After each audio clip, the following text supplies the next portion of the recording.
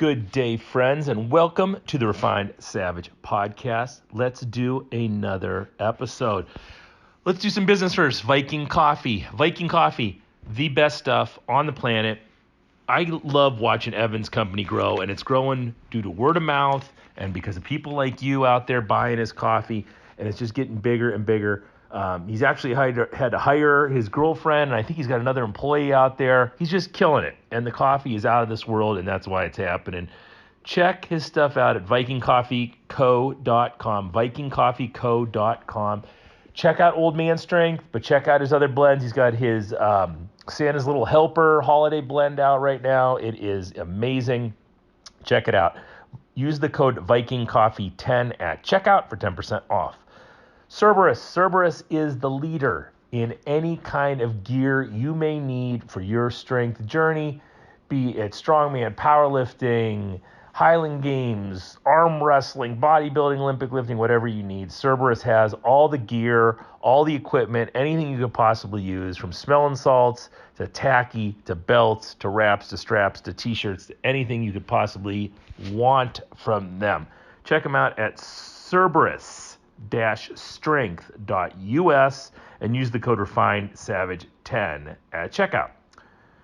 Warrior CBD. Warrior CBD is the best CBD brand I've personally ever used. I'm a huge fan. I've tried a lot of different CBD companies, and look, a lot of them just don't work. A lot of them are garbage. A lot of them just don't make any sense. Warrior CBD is my favorite by far, and that's why I'm partnered with them.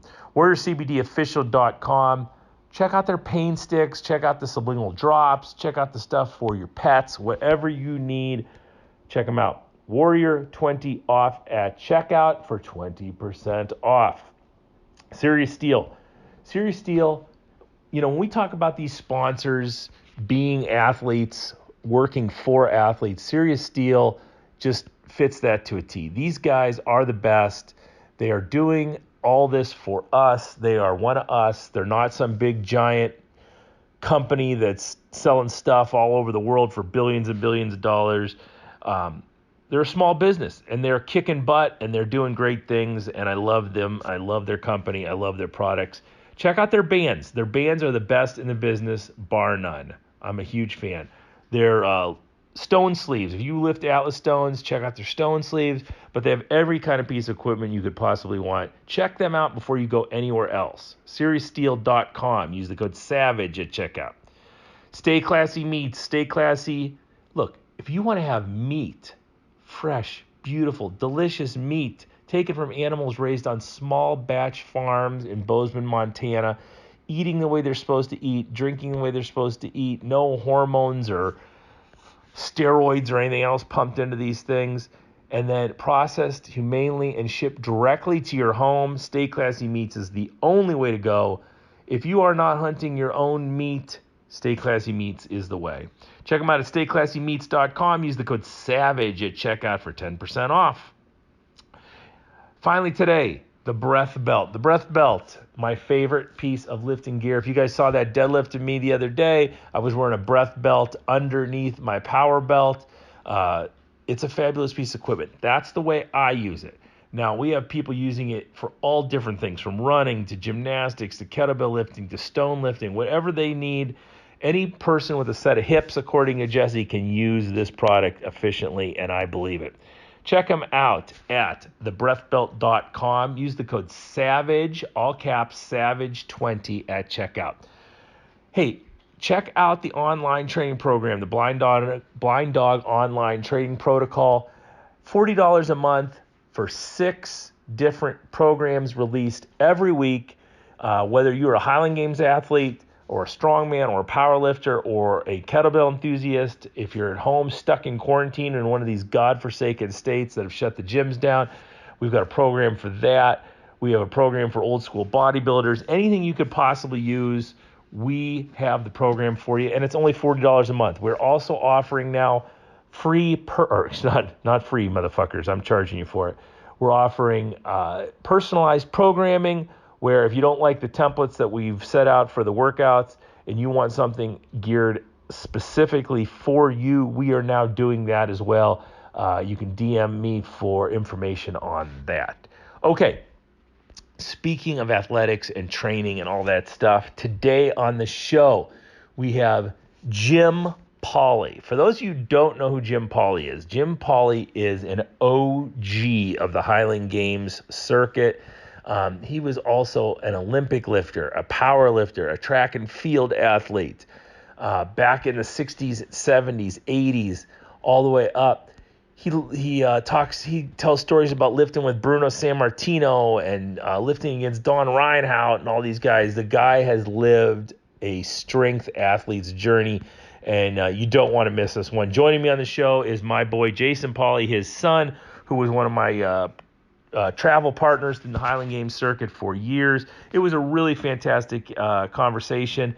A little bit of strength, history, and I think you guys are going to like this one. Check it out, and we'll see you guys at the end.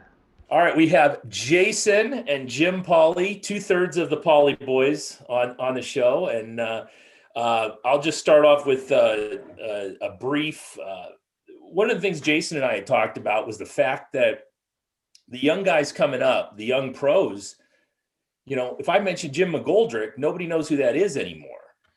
And, I think being in a historical sport like we are, I think it's pretty important that you know your history and know the guys who came before you. And I agree. I think this is a good opportunity to hear from a guy who's been around before this was a big deal in the United States and before we had backyard games or NASGA boards or anything like that. And you've seen it all from the 70s on up, and just wanted to get you on the show with Jason here and talk about what it was like coming up and not just in Highland Games, but in weightlifting in general and what it was like. So thanks for coming on the show. And Jason, thank you for coming on the show. It's been 25 years, Mark, in 3 different sports. It's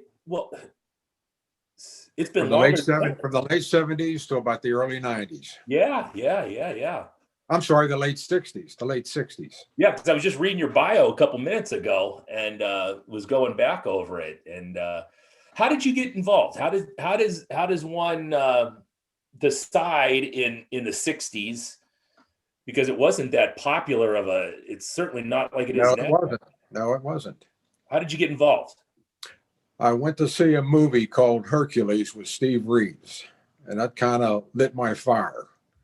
So I was 15 at the time, and I asked my parents to buy me a set of weights for my birthday. Well, they thought that was crazy, so I had to buy them myself. And my first weight set was 165 pounds, and I worked out from 15 to 18 at my home, out on the porch or in the basement, until Nancy went away to college when I was 18, and then I joined a club. And the first club that I joined happened to have somebody there that was going to soon to become famous worldwide, Bruno Sammartino. No shit, really? Yes, and at the time he held the national record in the bench press at 565. That's unbelievable. He's he's my son, wonderful human that he is, tells me, we're talking about the future and the gym and what we're doing with it. And he says, Dad, you're going to be in your 50s soon. You're pretty much out of this, lovely kid that he is. So I show him that there's a picture of Bruno Sammartino when he's like in his late 60s, early 70s, flexing at the pool. And he looks fantastic. Like he never stopped training. And that's always the picture I go back to when anyone says, or when I start thinking, geez, I'm getting old, and that's what I want to look like when I'm in my 70s. He was just getting started in wrestling then. And he was very quiet. He didn't talk much about it, really. But later on, I mean, you couldn't shut him up anymore. He could talk forever about it. I mean, I think he was world champion 17 straight years, world champion. But very nice guy. What town was this in? This was in Pittsburgh at the Oakland section, right across from Pitt University. Okay. And I lifted there for a couple of years. And I was very fortunate, Mark, to lift in a time when weightlifting and track and field were at their peak. We had world records. We had some of the best athletes, and I got to watch them. I got to meet them, and I got to compete with them. And my first weightlifting meet, my first open weightlifting meet, I run up against Norman Szymanski. Wow. And he was just about done. I think he tried out for, that was 68. He tried out for the Olympics that year and didn't make it. But he had been to 4 Olympics and medaled 4 times. Yeah. One gold, 1 silver, and 2 bronze. So I was very impressed. Yeah. But he wasn't a guy that talked much. I mean, you could tell that right away. He kept to himself. Yeah. And he was at this meet with his team from Detroit. So yeah, I got to meet him, and I competed in Olympic weightlifting for 9 years until I got involved with track and field. I was working out with a guy that was in track and field. Fritz Koretsky was his name, and he was a shot putter and a discus thrower. 48 in the shot, 165 in the discus. And I was kind of getting tired with weightlifting, competing. And he told me to come out and try throwing with him. And I did, and I liked it. And I competed in that for about 20 years. So with the weightlifting too, we're dealing with snatch, clean and jerk, and press at that time too, right? That's up till 72. And then the press was eliminated for knee kicking. Right, right. But I got to see in 68 when I started, I went to the senior nationals in York. I got to see Bob Bernarski do 2 world records, a 456 press and a 486 clean and jerk. Yeah. And I was also at Columbus in 1970 to see Vasily Alexia be the first man to jerk 500 pounds. Yeah. So I've seen a lot. You got into track and field after that, and were there like open AAU meets? Is that what was going on?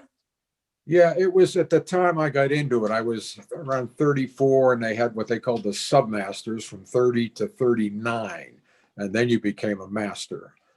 So that's what I was competing in there, and I competed in some of the best. One guy that you probably remember is Kevin Akins. Oh yeah, yeah. I competed with him. Bob Backus, Al Hall, Judd Logan. Yeah. So I got to meet most of them. Hey, Dad, just as a reference point, what year was it that you began weightlifting? The year 1957. 57. Okay, so Yes. that starts it. And then you get into track and field at the age of 35? 34, 35, yeah. Right. And what event did you start out at in track and field? Just the shot and the discus. Okay. And how does one learn how to rotate or glide when there's no videos or YouTube or Well, the rotation was just coming in then, Mark. It was just starting to be popular. But like I said, I was training with a guy that showed me how to do the glide and throw the discus and that. And later on, when I was training by myself, when we lived in Penn Hills, Jason, I met a guy that was I saw a guy throwing a hammer there. And I got interested in that. And he showed me how to throw the hammer. And he was from Youngstown. I remember that. And he moved to Penn Hills. And in the first meet that I competed against him with in a hammer, I beat him. And he said, well, at least it wasn't close. That was the only good thing about it. But Yeah. I enjoyed the hammer. Of all the track and the throwing events, I like the hammer and the weight the best. You know, it's funny because I have no real training or background in the Olympic hammer or the weight at all, other than going down and screwing around a little bit at Ashland when I was down there. But my son is throwing both the hammer and the weight now, and I'd rather watch it and throw the hammer and weight than any of the events. It's just, It's so much prettier and more interesting. And he's not a 6'5" kid, but he can beat a lot of these kids just by being more technical and a little bit quicker. And I love the event. I wish I would have had a chance to throw it at some point. It's highly technical too.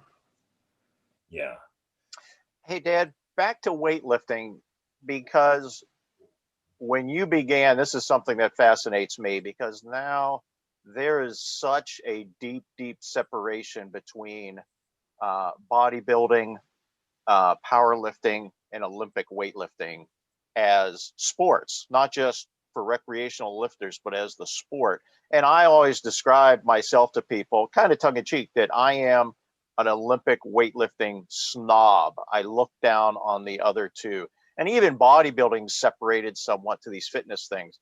But when you began, was everybody that lifted at the time, moderately seriously, was everybody part bodybuilder, part powerlifter, and part Olympic weightlifter? Was there any separation at that time?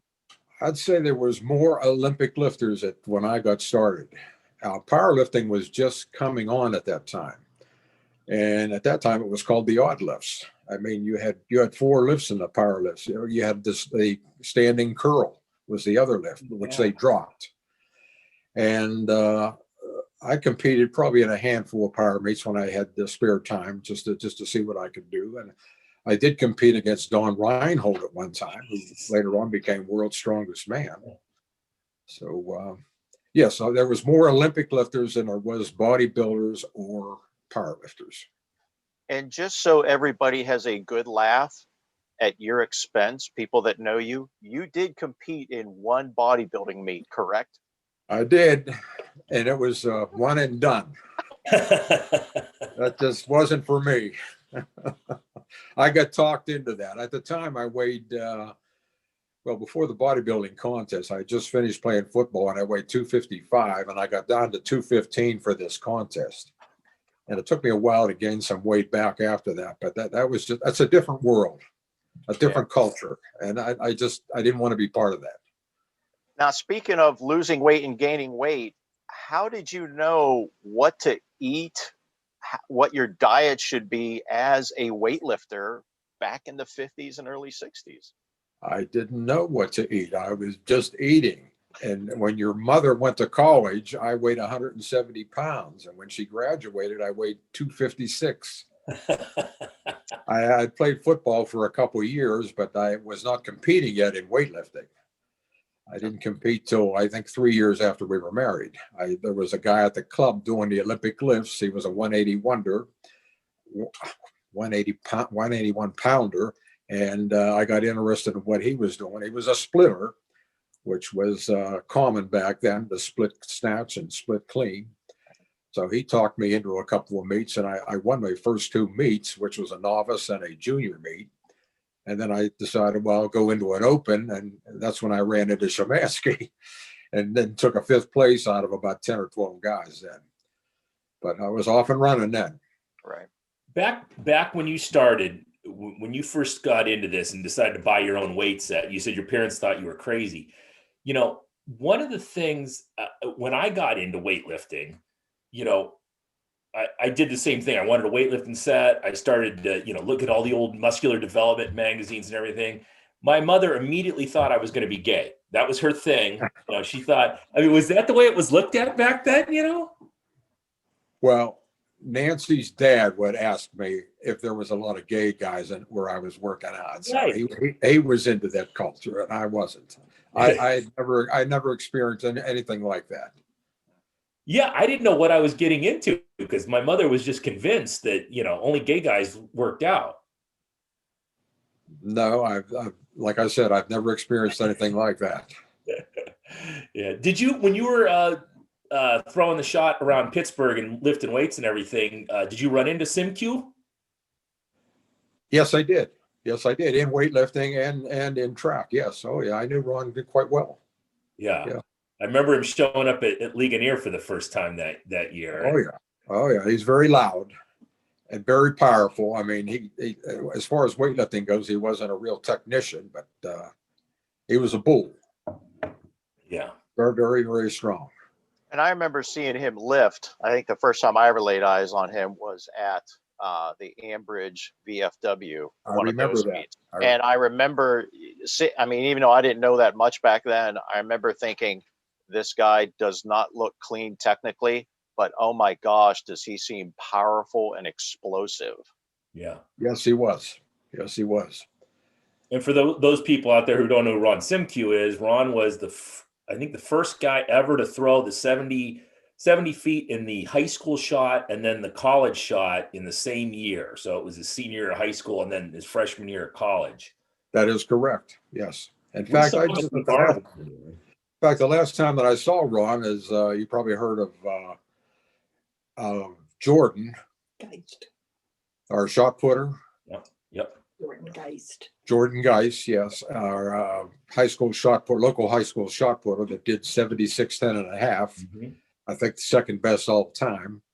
And him and Ron were very close. In fact, Ron was giving him his shot put carrier that he had made when he was in Arizona. I think it was an Indian made carrier. So he was using that.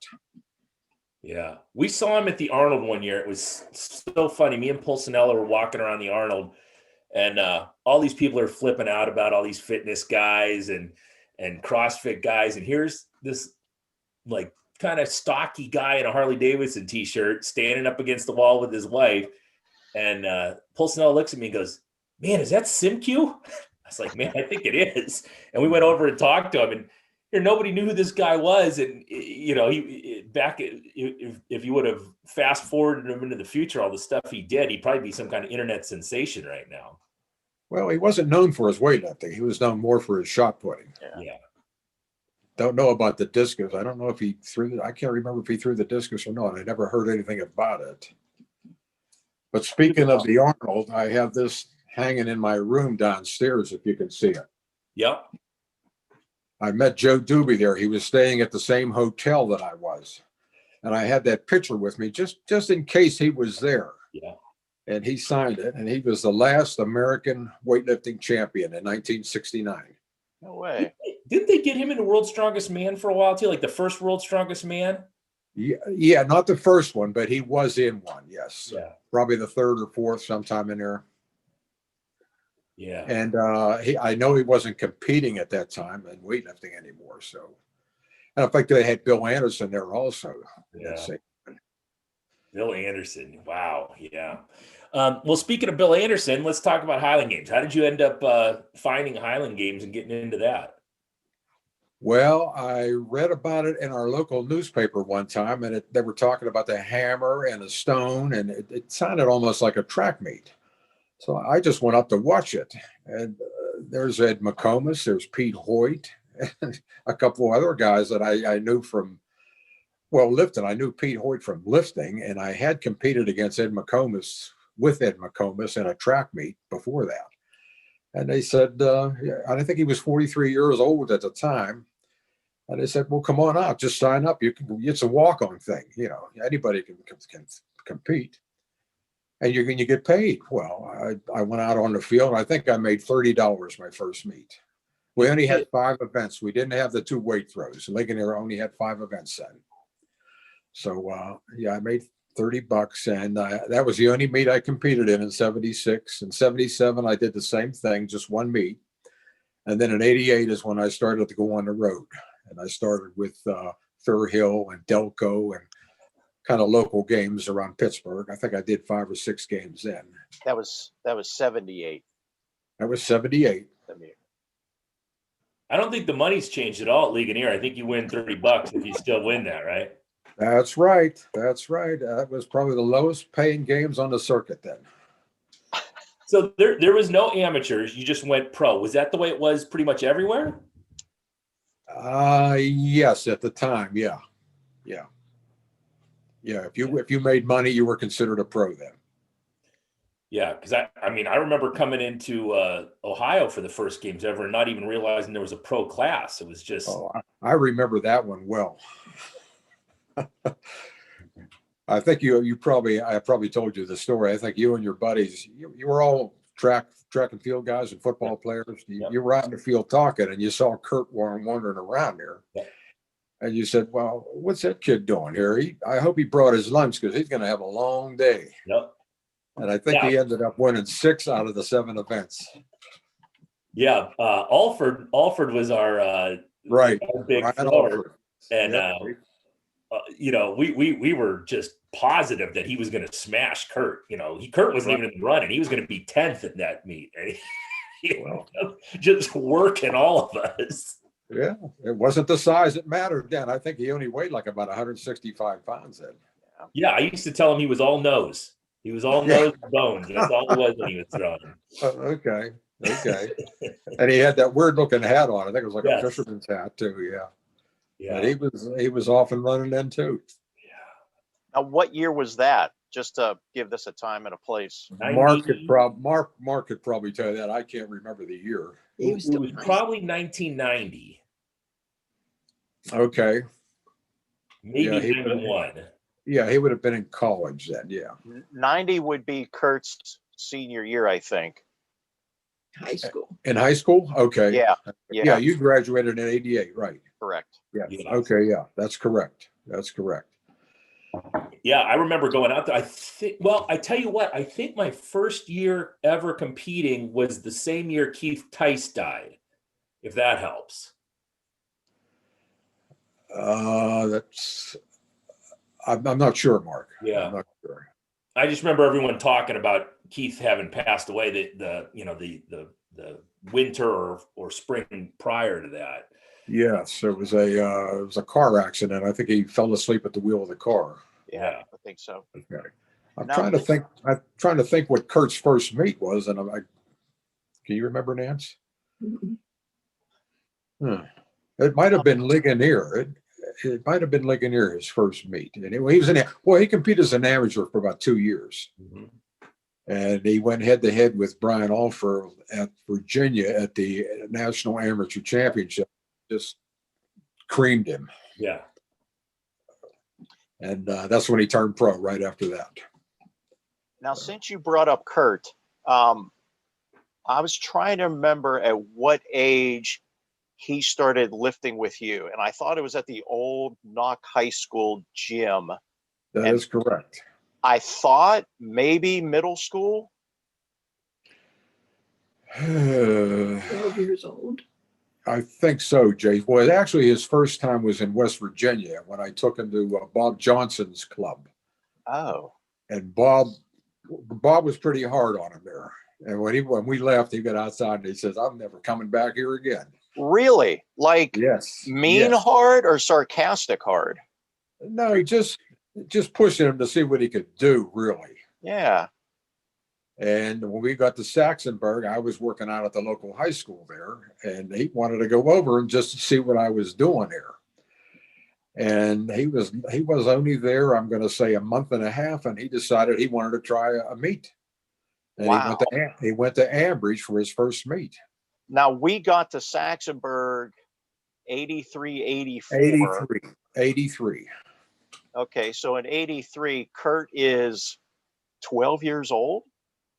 Yes, that's when he started, when he was 12 years old, and he went till he was 24. Maybe Mark remembers the story, and what was the magazine called? Milo, yes. Because didn't he the 12 for 12 story that my brother wrote? Yes. Yeah. And I'd have to say he's the only lifter to ever do that. Yeah, I remember that. 2 teenage classes and the 10 regular classes, which we don't have anymore. But yes, and his last class, I'll remember his last meet, and you were there, Jace. You and he and Bob Johnson all competed together there, and Frank Stauso. But Kurt weighed in. He weighed in at, I think the heavyweight class was then dropped to 238. And he weighed in at 238 and a half. And the guy that was weighing in him said, "You got a couple hours, you could probably get down to the 42s. And I said, "No, we don't want to go to the 42s. We want to get 12 for 12. Yeah. And it was his best meet ever. He went 6 for 6 and one outstanding lifter. Now, that was beat Bob Johnson, who I told back in West Virginia, he's going to get you one of these days. Yeah. And he did. Now, when Kurt's 12, and I have a difficult time keeping track of your age and your birth date. So when Kurt's 12, how old are you at that point? 83. 40 years old. Now, one thing I wanted to ask you, because I've never, you know, you and I have talked about how I've asked you some personal questions as a lifter and a thrower, but I've never asked you, what was it like lifting at that age to have one of your sons become interested in something that has meant so much to you and want to be with you like that, which ended up being at least 3 days a week? What was it like for you to have Kurt want to be with you and be a weightlifter? I was very proud, and I didn't think it was going to last. I'm really surprised that it went on for 12 years. And each year he was in a different class, and his weight kept climbing. His first meet, he weighed 108. No, he weighed 85 pounds, and he jerked 87 pounds. So it's amazing. It's amazing. Well, Jason, when did you get involved? Well, I got involved. I was trying to think that. I think I was 16. I think it was my sophomore year of high school. And I'm kind of surprised to hear that I waited that long, because I remember what made me want to do it was I saw Kurt and Dad, and at that point, I believe, go into the Butler Y 3 days a week. And I mean, for us, it was a little bit of a drive to get there, a little bit of drive to get home.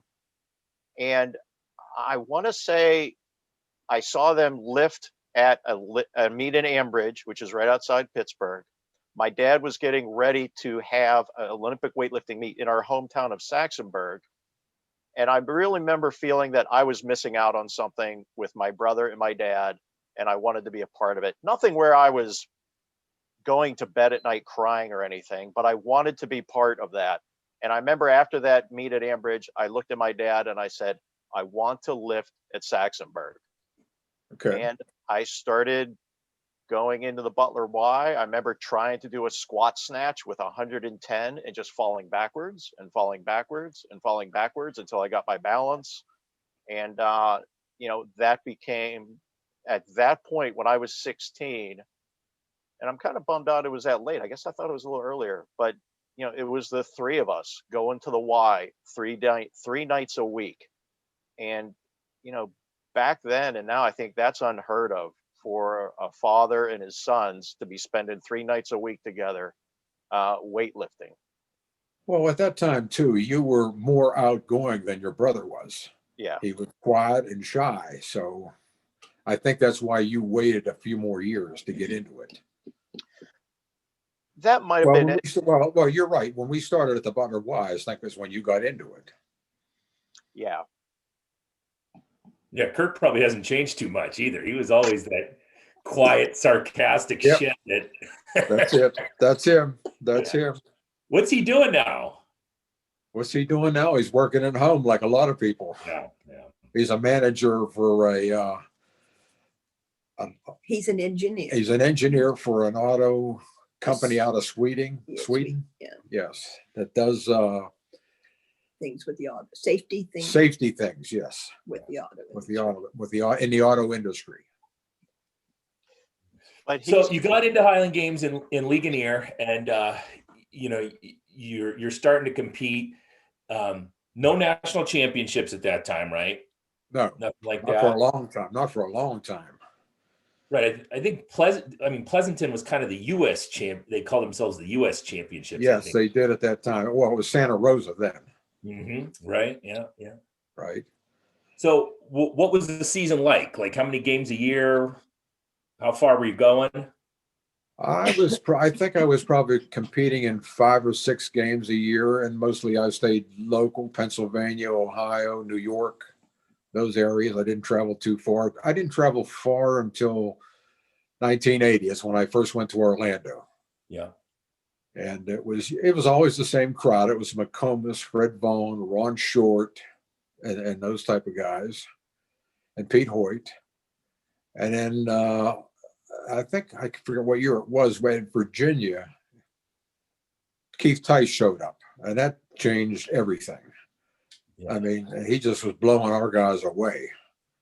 And then the next thing you know, McGoldrick was there, and he was blowing Tice away. So that's when it became big time, and guys started to move around more from coast to coast, actually. And Do you know around what year that was? Because that's interesting. It must have been mid 80s. Mid 80s, I want to say. Yeah, right Yeah. about that. Yeah. Yes. I'm going to say about mid 80s. Yeah. So at the mid 80s, you really had at that point East Coast, West Coast. I don't remember anything going on in the Midwest. So the mid 80s, you begin to see a crossover with guys Right. like Tice and McGoldrick. And I imagine from our side of the country, you've got Fred Vaughn heading west every now and then. Big Paul. Paul, yeah. Well, we first started to learn the rules of the Scottish Games is when McComas and Ron Short and Fred Vaughan went to Scotland. At the time, they were throwing a 56-pound weight for height with two hands. So they found out you had to throw it with one hand over there. So that was a good experience. They were over there for 2 weeks. And then they came back, and when a lot of things started to change then. Now that was Ron and Ed. Ron and Ed and Fred. Okay. Because I was going to ask you how they got started, or if you even knew exactly how they got started in America. I knew Ed had a role to play in really making things, I guess, for lack of a better term, take off in America. Ed got started at his home games, which was Fair Hill, Maryland. And back then they were using a wooden platform, and they did the regular shot put, the 16-pound shot, and they did the Olympic hammer instead of the Scottish stone and hammer. So that's how he got started. Do you know when that was approximately? Yes, that would be 72, 73, right in there. Oh, wow. Okay. That's about when the games really got started here. Now, you were talking before, you and Mark, about the East Coast, West Coast, but Canada was also getting into this very heavily with a lot of Scottish games. In fact, they had games like almost every weekend up there. Yeah. Now, that was mainly Ontario, correct? Mainly Ontario, yes, and Nova Scotia. Okay, yeah. Dave Harrington was their so-called Canadian champion at the time. Yeah. Until he met Chief Tice.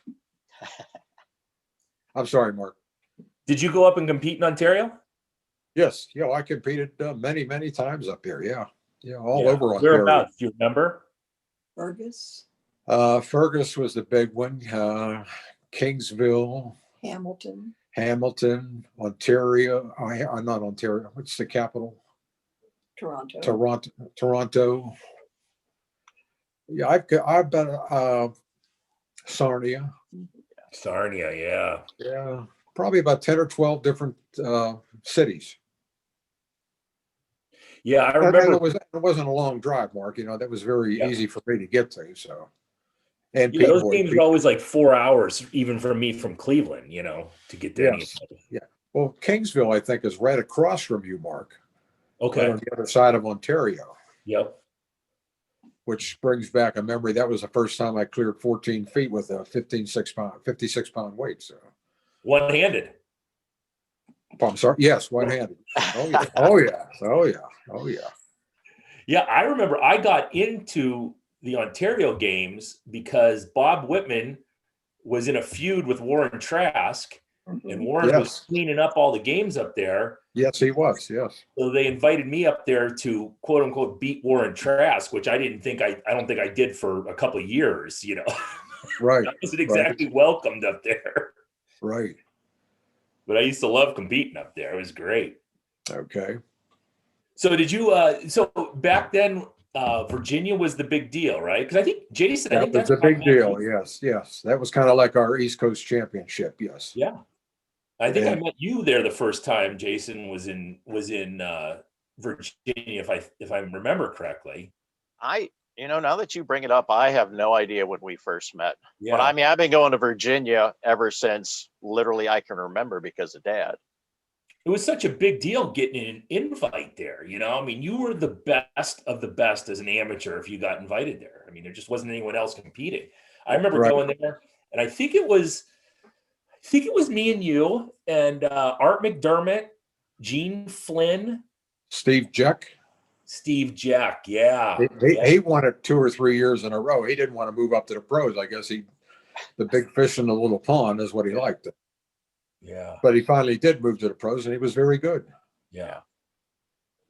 Yeah. I used to love going to Virginia because it was so cool. I was like 19 years old, and you're driving 8 hours away from home to go compete in these games, and you could see all these pros in the lobby of the hotel because everyone stayed in the same place, and that was really a cool experience.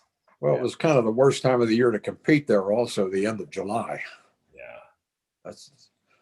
It was very hot at that time. Yeah. That's and they're bringing it back now. I think they're in their, other than this year, I think they were in their second year when all this hit. So they're trying to bring that back. I don't know if it's at the same place though. No. Okay. No. I'm not sure where in Virginia it's at. I should know because I was there. I was there as a caster 1 year, but I don't remember where it's at now.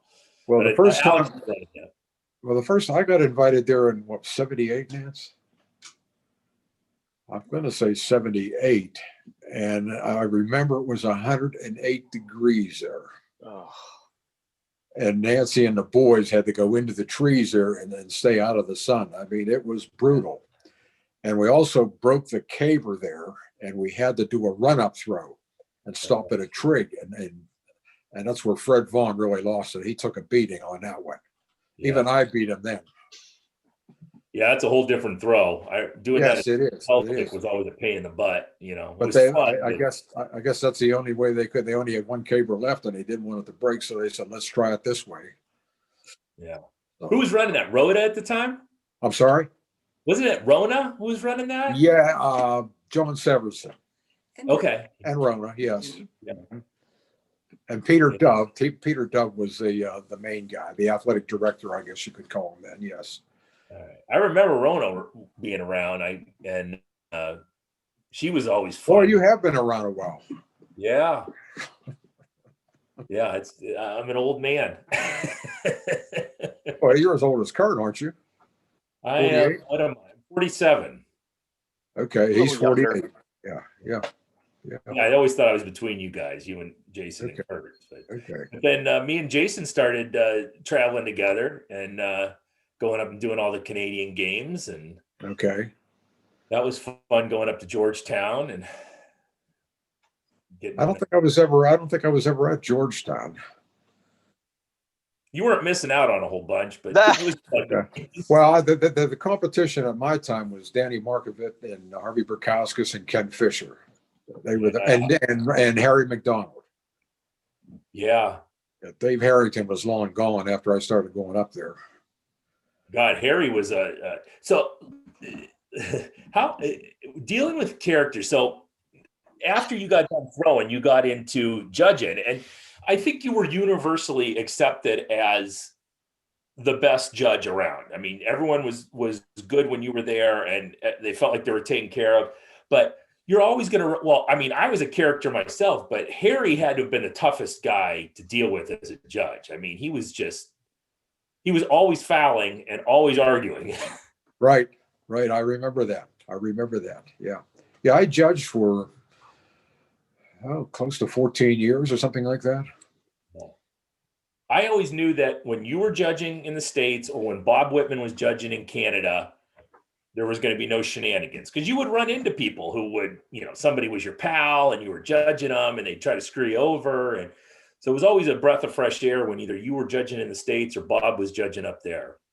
Right. Bob was an excellent judge. Yes. I mean, I think he was judging before I was. Yeah. I remember you and Bob and Dave Waddington up in Detroit. Okay. Ranks. Okay. And doing the farmer's walk. That's when you told me not to do the farmer's walk because that was the idiot walk. Well, I thought it was. But here's a story. My first games I ever won was in Chicago at Grant Park. Mm-hmm. Right in the middle of downtown Chicago. You're looking around and you got skyscrapers all around you. And it was Americans versus Canadians, 3 Americans versus 3 Canadians. Well, I thought it was going to be the standard 7 events. And we did the 7 events. And then they said, well, the farmer's walk and the keg toss are part of the scoring. Wow. I did win the keg toss because I used the hammer style where everybody else was using the one hand style. And the farmer's walk was my first experience with that thing. And I picked it up and I think I walked 190 feet with it. And I remember when I put those things down, I felt like I was floating in air. Yeah. That's how it hit me. Yeah. And I think I took second in that day, but I never did compete in it again unless I really had to, unless it was part of the scoring, which it never was. Yeah. But that was brutal there. Well, before the NASGA rankings, one of the cool things that I always thought was that you would run into competitions like that. You really didn't know what you were getting. And sometimes, like, they would have, I know Kentucky used to have a giant 100-pound stone that was part of the scoring. And sometimes you just had no idea what you were competing with. Well, the 100-pound stone, my first experience with that was at Glasgow, Kentucky, when I took Kurt down there for an amateur competition, which he won. And the next day they had a strongman competition with the 100-pound stone, a heavy caber, and a 56-pound weight again. Well, that's when Carl Braun and I'm trying to think of Fred Vaughn's cousin. Anyway, they were there, and Carl Braun was the guy, the big thrower then. Yeah. And they were throwing over their head, behind their back, trying to see how far they could get. And they were getting like 9-10 feet, something like that. And Kurt came up, and I guess he was watching this, and he put it on his hip, and he stood about 10 or 12 feet back, and he ran up and he spun right as he got to the trig and did like 14 feet with the stone, and their mouths just dropped open. So they all had to try that there. I mean, he didn't win the competition, but I think he came in like third at least. But this little guy throwing a 100-pound stone. Yeah, Kurt was always good for that stuff. We always thought that he had some kind of, graphs and computer programs where he was figuring this shit out that we didn't have access to. Well, he was an excellent Olympic lifter, and I think that's what helped him, Mark. Especially in a 56-pound weight for height. I always thought he's going to get hurt or he's going to get buried in this event. And I remember the first time at Ligonier, Don McKenzie come up and told him, to be careful, don't hurt yourself out here, And he did 13 feet with it and beat everybody. But that's just the way he was. He would think things through and analyze things. And like I said, Olympic lifting was a big help to him. Now, you may have said this before. You start in the Scottish Games in '76. When does Kurt or I start doing that? I remember, and I think it was just for the fun of it, I remember going to Detroit we were on a lake, I remember, and I remember throwing with Pete Hoyt, and Andy Hoyt was there. Right. I think we just did for the fun of it. That was at Fort Wayne. Okay. Now, when I know I don't start throwing in the game seriously until I think my sophomore year of college. Do you remember when Kurt starts doing it like regularly, like every summer he does at least a games or two? Is he high school? High school. About he was in high school. That's all, like either a junior or a senior then. Okay. But that competition you're talking about at Fort Wayne that I took you up to, that was a competition, an actual competition. Yeah, I don't remember training or anything. I remember there was some power lifters there that, were power lifters and not throwers, obviously. And Andy and I probably each had a little experience in track and field that got us through. Right. But I don't remember going consistently to throw as an amateur probably till after my sophomore year of college. Well, there was another amateur there too. The guy from Fergus, I can't remember. Oh, Warren Trask. Warren Trask that's the first time I met him. Oh, okay. And he was competing. And I think you and Andy were in like a teenage class because he wanted to know if he could get in that one too. He had already won the amateur class. And he went, and I said, no. Now, again, similarly with weightlifting and Kurt coming on to that, what was it? I mean, I'm trying to picture as a father myself, what was it like to have your son all of a sudden not just be an Olympic weightlifter like you were and compete, but also start doing this, let's call it a novel sport, and really have an interest and compete and show up and beat guys. I mean, what was it like as you as a father watching Kurt do those things? I thought it was amazing. I mean, he was beating all my records in weightlifting and beating all my records in my throws. Yeah. And developing self-confidence. Self-confidence, yes. He had a lot. Yeah, he did have a lot of self-confidence. Yeah, So, yeah. And we've talked. But at one time, though, when we were, especially we were going to Canada a lot, he did not want to go. I don't think Jason wanted to go either. No, neither one of you wanted to go to the games. You were tired of them. Canada was a longer drive. I remember that as a kid. That was far away. But we made a vacation out of it too. Yeah. And what people watching this need to realize that didn't know Kurt in high school is that physically speaking, appearance wise, he was skinny. His nickname at the Y one time was Bone. I remember that. Yes. He was rail thin. I remember practicing discus at track with him, and the girls making comments that they could see every muscle in his legs, and it really wasn't a compliment. Yeah. And not making fun of him, but just being fascinated looking at him. But at the same time, you're right. He would start showing up at games, or we would be in the gym lifting, and he did not look strong at all. But he would do these lifts where everybody was stopping and staring, going, what the hell is in that guy? Kind of like what Mark was saying. There's some kind of secret. There's something weird. And I've always something. We thought he had some secret that we were not privy to. Yeah. And I've always not a drug though. Not a drug though. No. If he was on steroids, he needed to get his money back. That was for sure. And I always took it as, because Kurt and I are genetically almost the same. I've always taken it as there is something about Kurt's physical body that is put together differently. And you cannot underestimate Kurt's mind. He has the mind of an engineer, and that probably began as a weightlifter. Yeah. And it's continued into throwing.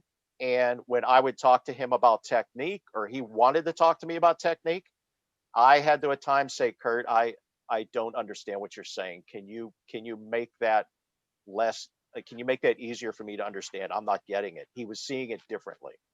I remember Harvey Berkowskis making a comment to me one time that I think it was at the Delco games. Kurt did the amateurs, and then he come over and finished up with the pros doing the 56-pound weight for height, because the amateurs didn't have that there.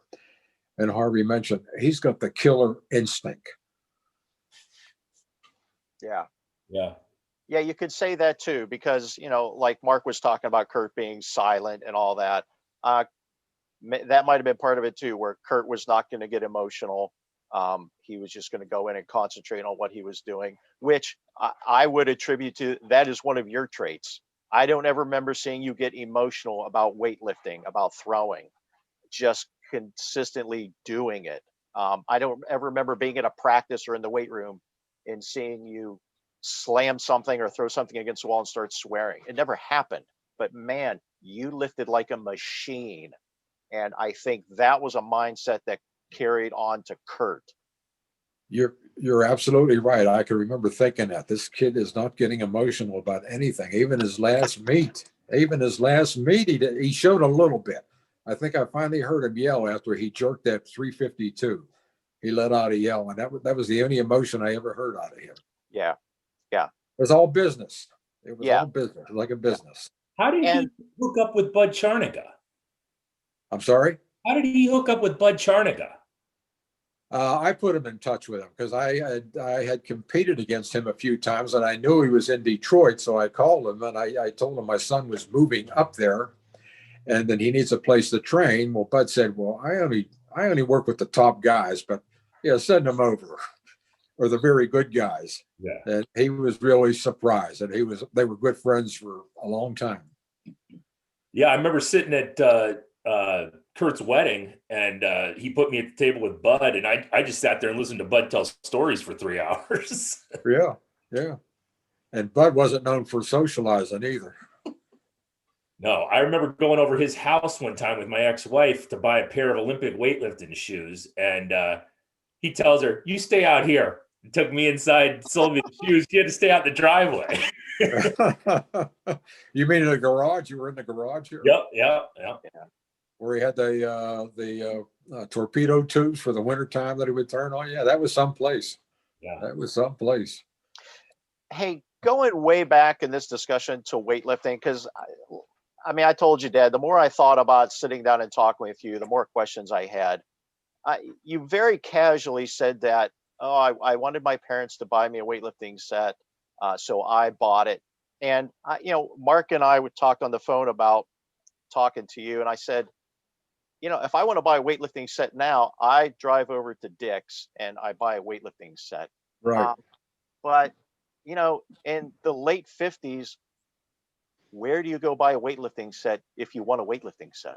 Well, they actually had a sporting goods store called Saul's in Wilkinsburg, and that's where I bought it. Okay. Like old cement weights, the plastic cement weights, or? No, they were the cast iron. It was the old Joe Wheeler set, and I only got 165 pounds. And when I come home, I took it to the basement, and I like to press. I did a lot of pressing, and I could press 160 pounds right away, and I was only weighed 150. And I said, "Well, I need more weight," and I just getting started. So But, a Weeder set was your first weight set. I didn't know yes, that. it was. Yes, it was. Yeah, the gold plates. The gold Oh, plates. I still have a handful You of them. still have one, I think. Yes. Yes. Now, when did you buy and we always joke, I can't remember the year you were born or your age, but I remember your York barbell set was purchased in 1968. Yes. Where did you get that? I purchased that through the Pittsburgh Boys Club, the Pittsburgh Barbell Club. They bought it for me, and I think I got a 310-pound set for $65. Oh my gosh. I was going to ask you that because, I mean, as you know, people here don't know, I have that 1968 York barbell set. It's still used regularly.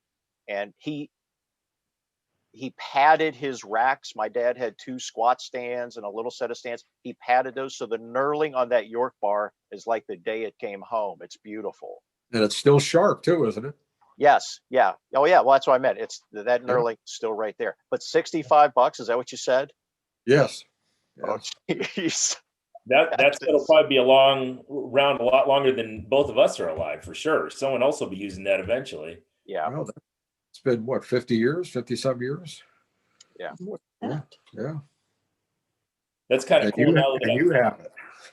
I'm going around buying kettlebells from people, and you look at these kettlebells and you go, I'm going to be in the ground, and people are still going to be using this same kettlebell. Someone else is going to be taking this thing. You'll never be able to destroy it. It's just going to be used forever. Yeah. Well, kettlebells are a big thing now, I think, aren't they? I love them. I just, before I got on with you guys, I spent half hour out in the garage pressing kettlebells and squatting. It's about the only thing I do now is calisthenics and kettlebell work, and I love them. I wish I would have known about them when I was throwing. I just didn't. They weren't a big deal. No one knew what, none of us knew what they were. But I wish I would have found them because they feel so much like the throws to me. Okay. And that brings up another good point. And I'm sorry, I'm completely nerding out about weightlifting history. But in the late 50s, you have cast iron barbells, you have dumbbells. What's the most gimmicky thing you remember back then? Like now we have kettlebells, resistant bands, balance boards, all that stuff. But as a weightlifter in the late 50s, what's the most gimmicky thing you can remember? I can't think of anything because everything was so basic then. It was just a barbell and a dumbbell and weights. That's about it. None of these machines or anything like that. When did you first see like a selector machine anywhere? Probably at the Boys Club in Pittsburgh. The lap machine. That was the first machine that I ever encountered, I think.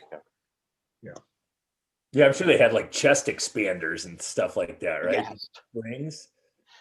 Oh, you mean the like the handlebar things that you squeeze. Yeah, I The did. I things you did pull have across your those. chest. Well, Jason probably remembers that. Yeah, you had that bar that you would bend. Yes, that's what A big, Mark's talking about. Yeah, yeah, the twister. I guess they call it the twister. yeah. I Well, think that's what it was. it was a bar with handles on each end and a giant Right. spring in the middle, and you'd bend it. And Kurt and I would always try, and that thing would snap back. And Kurt and I are both lucky we were able to have children after messing around with that thing and trying to get the bend. But one of my favorite memories is that one broke on you. I don't remember seeing it break. I can't imagine what that was like. But you took half of it and then kept it in the car as a weapon in case shit got real. Dad has his busted bending bar and he's going to beat the living hell out of you. I remember that. Like, it probably would have been better for the bad guy if you had a gun and could shoot him, other than beat the crap out of him with this giant spring with a handle on it. What did I do with the other half? I don't know. I don't know. But that is interesting, because now, and Mark actually trains people, you've got so much to choose from other than barbells and dumbbells. And Too much.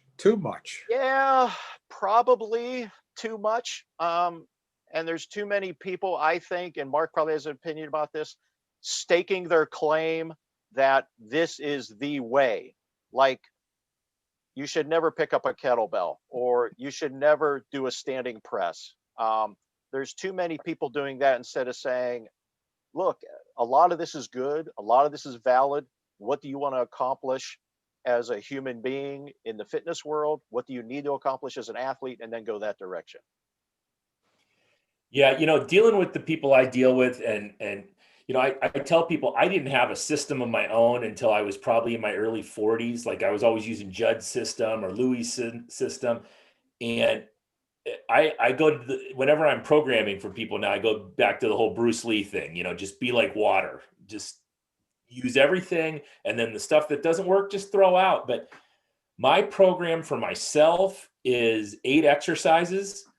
And the only reason I have more exercises for the people I train is just so they don't get bored. So maybe they go up to 15 exercises. And my son, we sit down, I come up with 10 exercises. I give him the sheet of paper and he just programs for himself. He just takes this, a couple, a lower body and an upper body, a pull, a hinge, and puts it together. So he's been doing his own programming and programming for his friends for the last 3 years. And wow. I'm reading, George Hackenschmidt and Arthur Saxon and Farmer Burns. And these guys had it figured out in the early 1900s, way better than these guys selling online programmings today. They just had it figured out, from nutrition to training to health. They just had it figured out. And the further I get into it, the further back and the more basic my programming becomes. And well, before you started training, go ahead, Jace, go ahead. Well, that brings up another nerd question for me. When you start lifting in the 50s and even the 60s, Dad, where are you getting your training regimen from? How often should you press? What's your set and rep routine look like? What percentages should you be going up and how often? Where are you getting that information from? I didn't have any.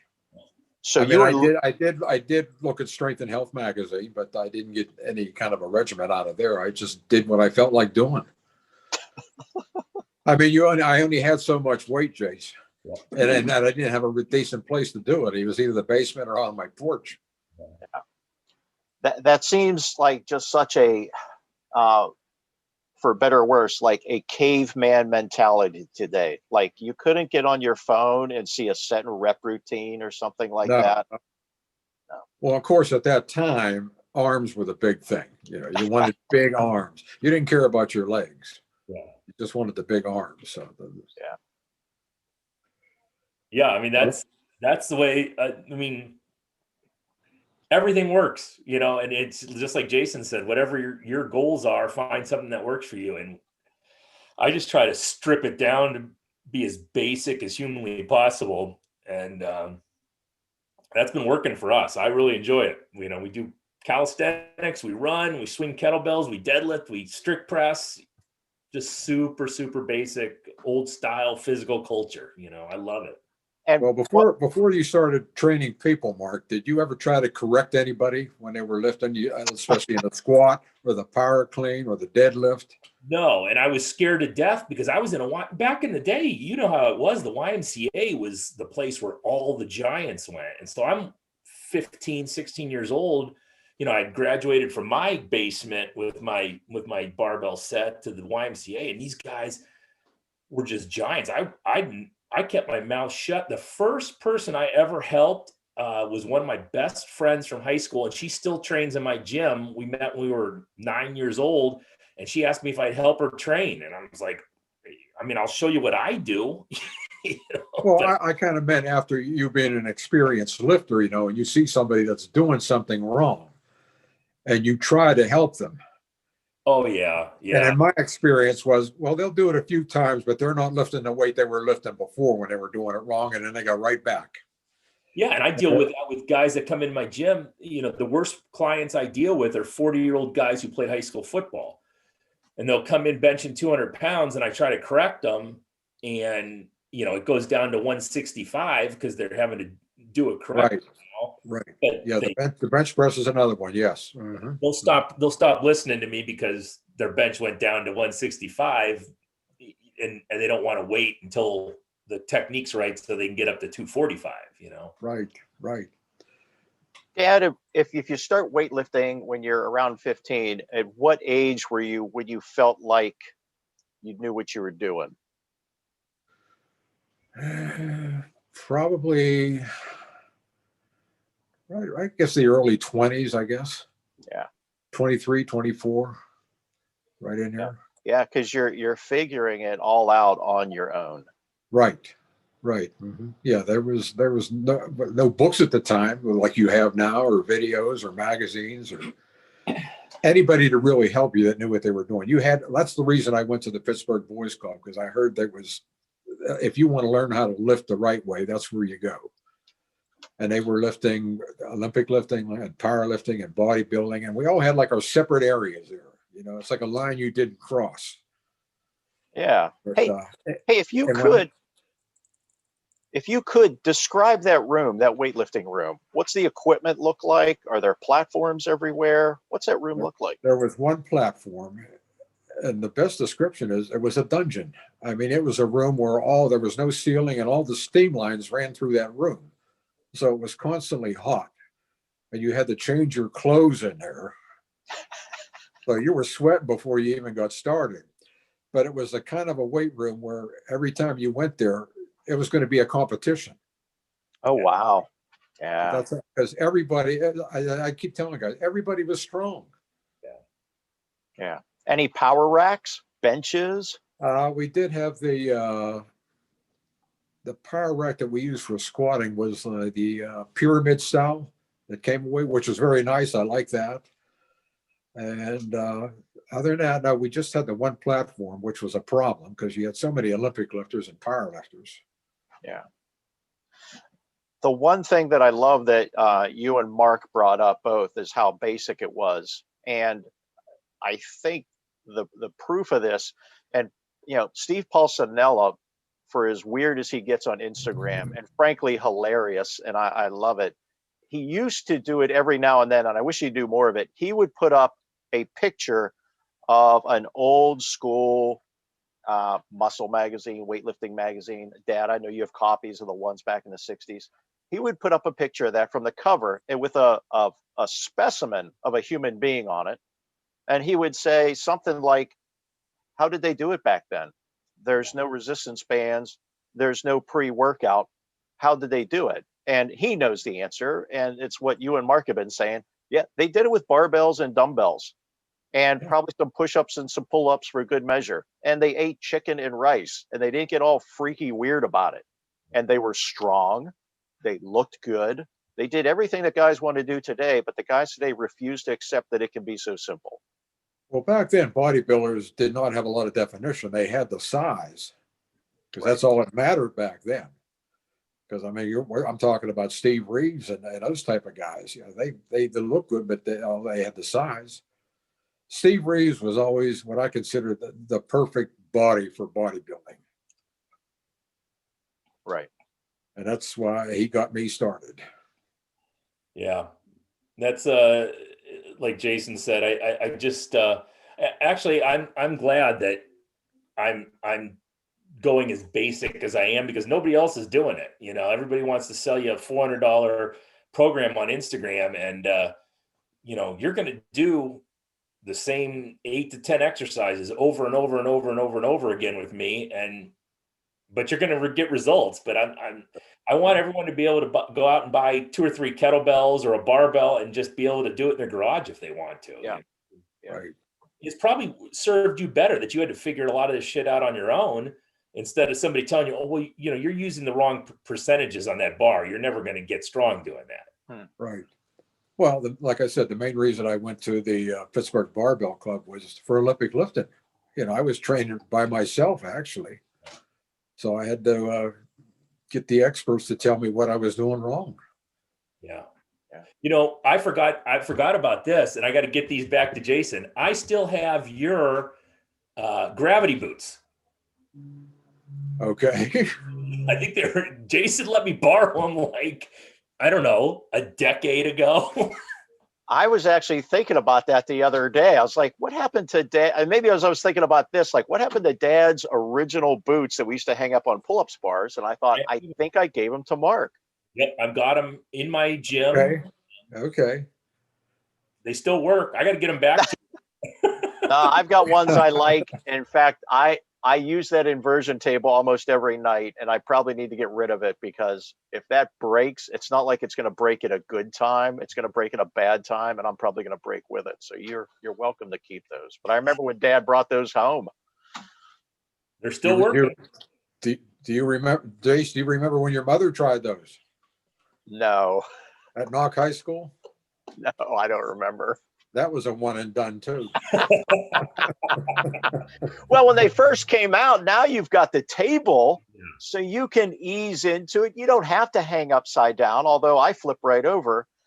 Where back then, man, you got on that pull-up bar, and I remember we would put your dip belt on the pull-up bar in case something went wrong, and we had to hoist ourselves up or something, that kind of thing. Yeah, That's how we do it still.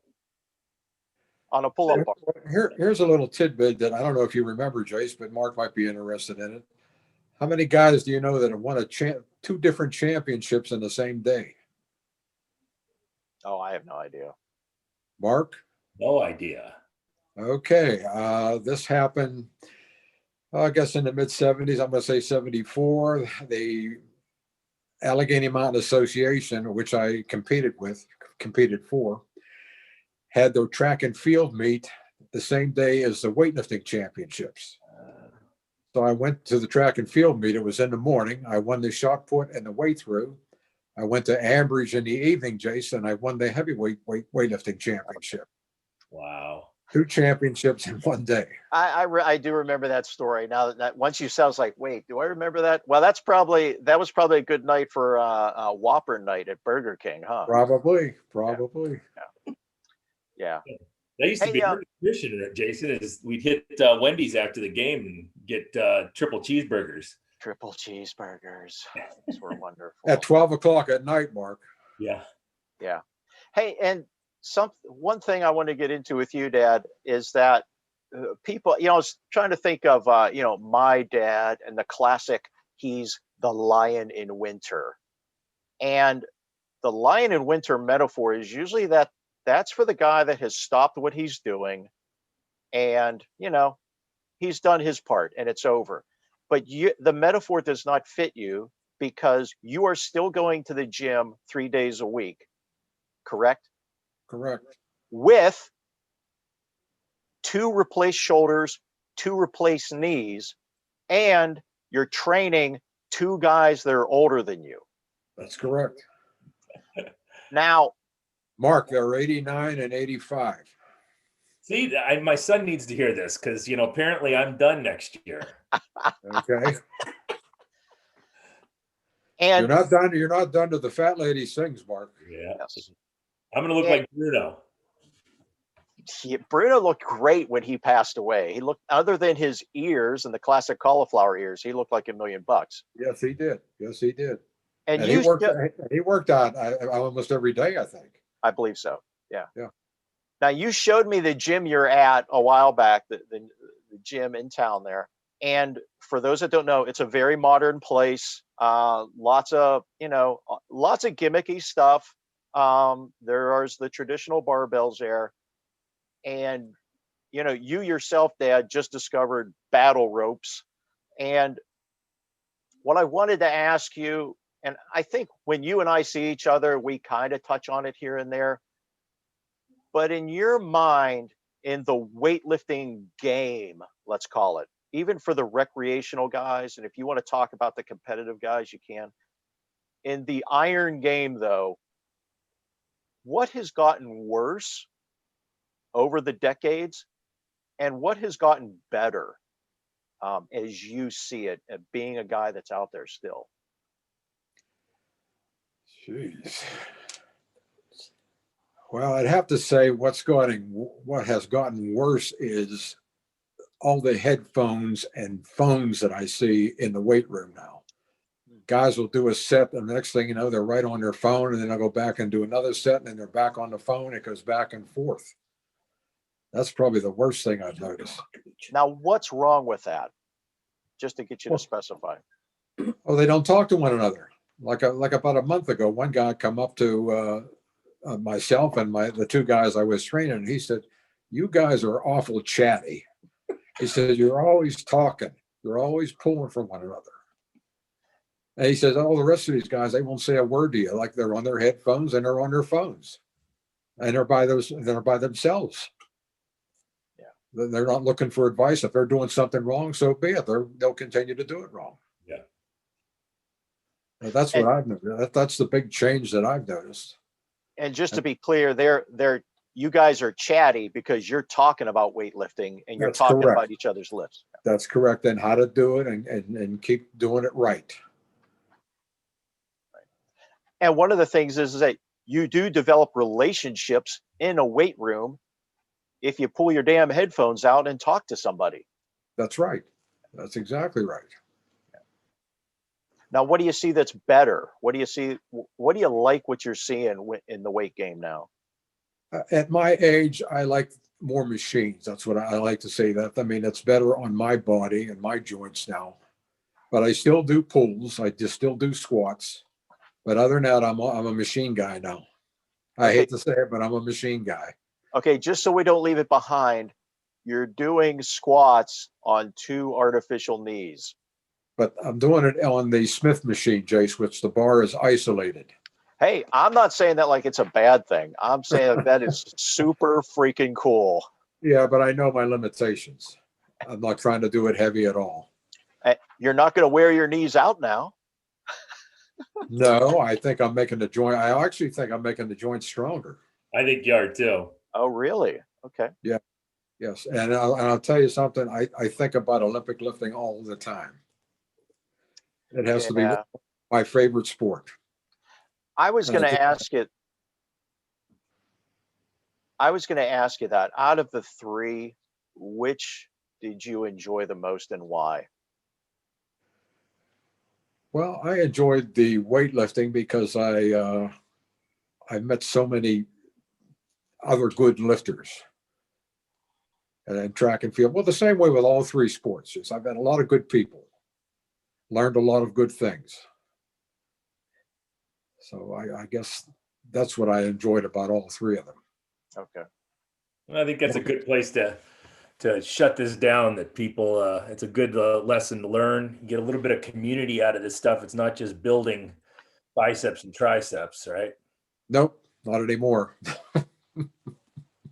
All right. Well, I want to thank you guys for doing this. Jason, we need to start a podcast where we just interview legends from the sport. You know what? I was thinking that could be pretty remarkable. I mean, imagine sitting down and having a conversation with Ed McComas. That would be insane. You'll be there a lot longer than I've been here. Yeah. Well, I'll shoot you a text. We need to get that on. Maybe we'll send a message out to the big chief and get him on too. And when you brought up McGoldrick, I was like, I would really like to ask these same questions to guys. It'd be fantastic. We'll figure it out. I'll shoot you a message and we'll get it set up now that we can do this via Zoom. Okay. All right. Let me know when you do. I'd like to see them. Yeah. Jim, Mark, thanks for having me, though. It's my pleasure. And I want to thank you. I've said this for years.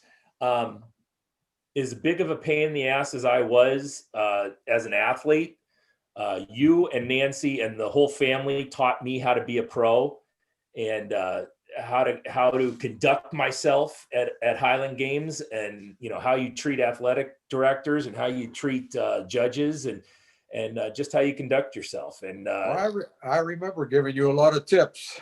Yeah, you were a father figure to me. You would take, especially in a hammer, and you turned out well in that event. I just remember in a lot of events you turned out well. Thank you. I appreciate it. And I just remember you taking me aside and telling me how to behave, because I was an angry kid. And yes. You and Nancy especially really helped me out a lot. And I love you guys for it. You guys did great. I love the whole family. Glad we could do it. Thank you. Thank you very much. Thank you very much for doing this. Jason, thank you for coming on. And like I said, I'll shoot you a message and we'll figure something out. Good. Great. Okay.